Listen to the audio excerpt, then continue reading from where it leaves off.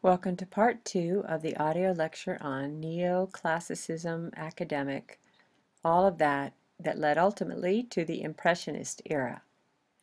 So we ended looking at Romanticism, and with this style of art, took on classical themes and it added drama to them. The Romantics took on many forms, and one of them is exemplified by the work of John Henry Fuseli, as seen in the picture The Nightmare, below left. This is a great story. Now, this guy was born in Switzerland, and he grew up to settle in England, where he translated Shakespeare, who he greatly admired. But by the 1780s, he also had begun to make his reputation as a romantic painter of mysterious, irrational works. You could call this early surrealism. Now, this particular painting is called the Incubus. And the incubus was this scary monster who sat on the chests of virgins while they slept and gave them distressing, questionable dreams. Remember, we're talking during the Victorian era, so there was a lot of pressure on women to be chaste and to be, very careful. So here we have this incubus that's, messing with the girl's dreams, and this is one of 4 of the same theme that Fuseli painted. Now, when this painting was exhibited, oh my gosh, what a scandal. However, as in any good scandal, the print versions of the painting just sold like hotcakes. And ultimately, Sigmund Freud, the founder of psychoanalysis, had this print on in his office his entire working life. Now, the other image is by William Blake, who is a poet, and he was also a close friend of Fuseli. Actually, Blake did study art at the English Academy, but he was convinced that all the rules of art that were being taught there hindered the artist, rather than aided in creativity. And there, he might have had a point. William Blake became a lifelong advocate of explorations that involved the imagination, and he believed this offered access to the higher realms of the spirit. This painting is of Sir Isaac Newton. In fact, my dog is now speaking. He's so excited about William Blake that she's decided to bark a little bit. Let's move on. Okay, now you get to hear again about some of my favorite works. And the reason that I so love these works by Francisco Goya is the story that's behind them. This artist worked in Madrid in the late 1700s, and he was actually the principal painter to the king.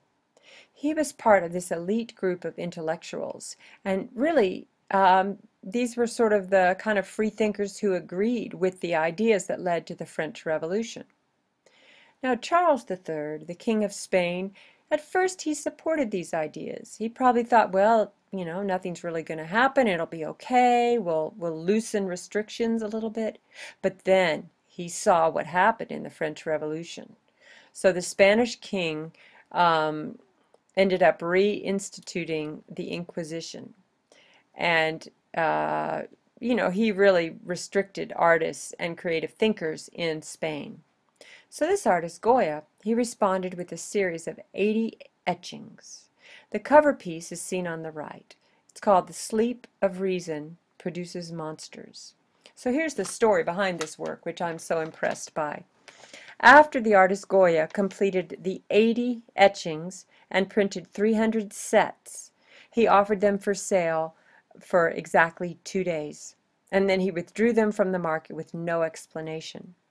Historians believe that he was warned to remove the etchings or he would be asked to appear before the Inquisition, and this really pretty much meant torture or death. The above left image is called Ways to Fly. I just want to revisit for a moment what it means to make 80 etchings and to print 300 sets. This is a huge work that took him, hundreds of hours, and ultimately he was not able to sell them. I'll also say that recently I was able to view some of these etchings, and they're just beautiful. They're very, they tend to be, he was a deep thinker, and this is reflected in this particular body of work. Hey, but let's talk about the Civil War, shall we?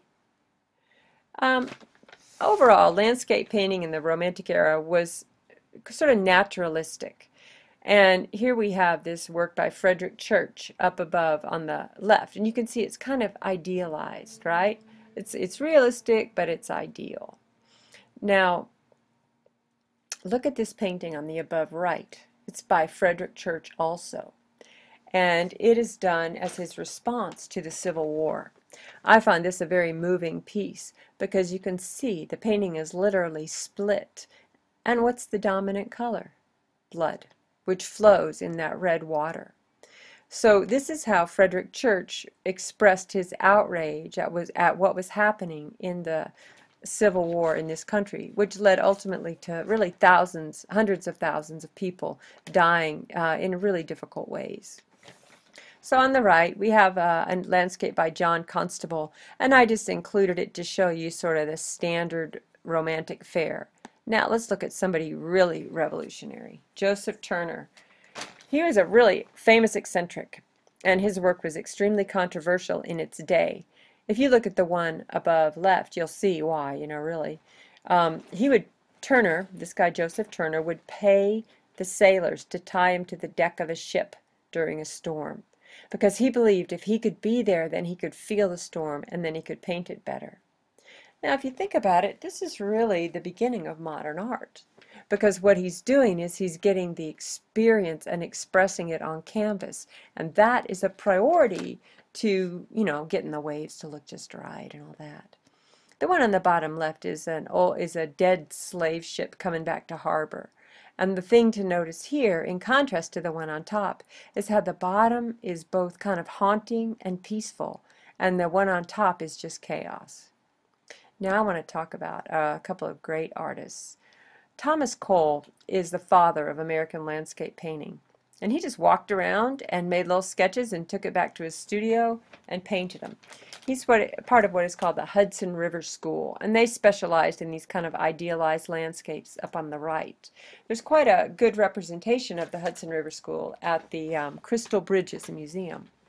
Another artist that's also displayed periodically at Crystal Bridges is George Catlin. And again, he's got a great story.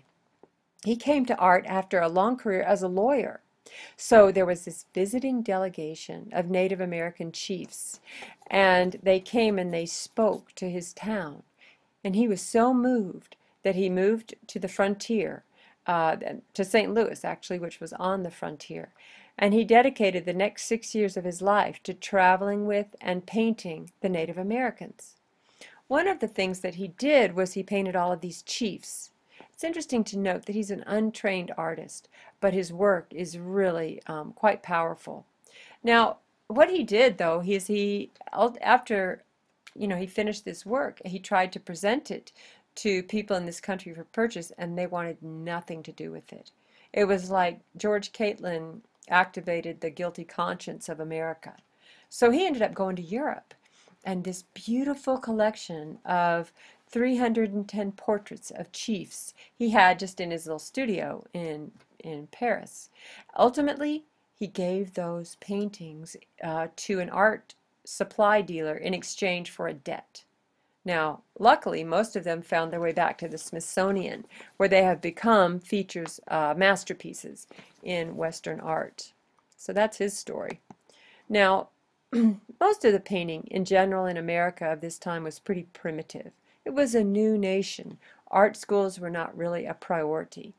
Now, this is Copley, John Singleton Copley, and he's probably an exception to this rule of primitive early American paintings. And again, all you have to do is look at the art at Crystal Bridges, and it's easy to see what I mean. But here's what I want you to note about these. If you look at a European portrait, the noble women would never be sewing or even picking up fruit, because they want to exude a nobility, a wealthy stature, so other people do this work. Well, the wealthy people in America, part of their way of presenting themselves was to show themselves working. So for this matron on the right to show herself sewing, it's no big deal to you or I, but in the art at the time, it's a rather radical act. So let's look at Eugene Delacroix. And what I want you to notice about him, now he's painting in the early 1800s, and notice his brush strokes. Things are loosening up a little bit. Think back to Bouguereau, and we'll look at his work again in a moment. You see here there's a freedom to how the artist is painting.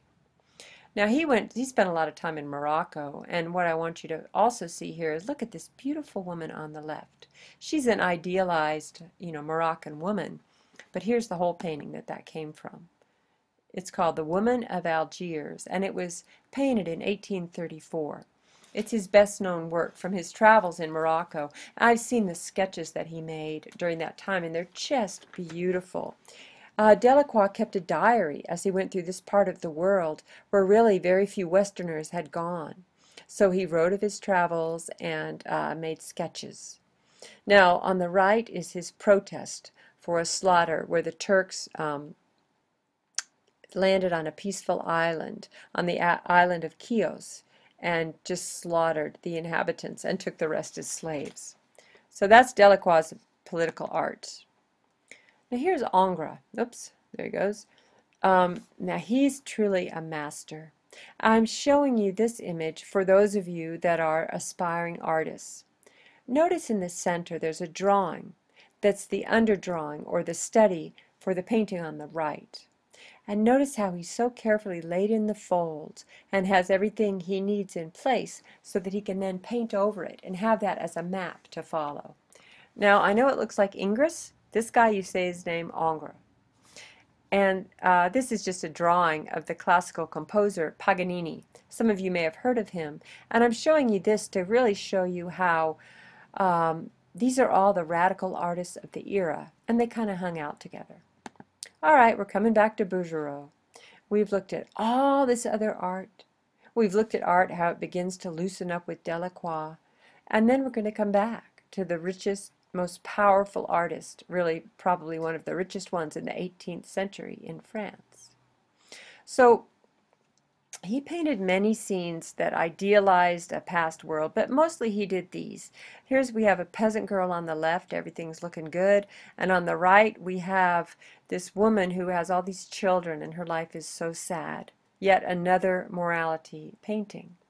So really, if you look at this and you think of realistic painting, how could this be improved upon? How could this be more real? There's very little that can be done. And at the same time, we have the camera coming into being. So rather than try to reproduce photographically, artists began to move in another direction. Let's look at protest painting, shall we? As we have the academic system, we always have the rebels. And the painting below, at first look, it looks very pastoral, it looks very peaceful. It's called the Gleaners. If you look closely, what's happening is that these are poor women who are following behind the hay wagon, which you see in the distance, and they're picking up any little grain of wheat that they can find to keep their families from starving. So this sweet little scene is actually a political image.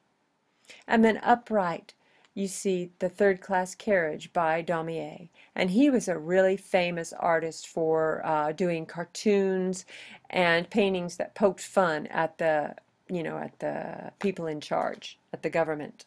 So here we have them looking very sorry and sad as they're packed into the third-class carriage. All right, so we've got really one more artist to look at, and that would be Gustave Courbet. And he started out painting, as we see here, in a very kind of a sweet academic way. But then there was a social uprising in Paris, and he found himself to really question the whole status quo of everything that was unfolding within the government, within society, within the academic system. So he began to loosen up his style of painting. This painting is his most famous work, and it's called the Stonebreakers. Now look closely. Notice how it's not nearly as detailed as we saw with Bouguereau. The pants on the right are kind of simplified in their form. This powerful painting that marks the beginning of Impressionism and the end of the academic system is gone. It was destroyed by the Nazis in World War II. So we're very lucky that we have a photograph of this great work. But we're going to look in the next chapter at how this kind of a style change influenced art greatly for ever since this time. So thanks for listening. This completes the lecture on the academic system.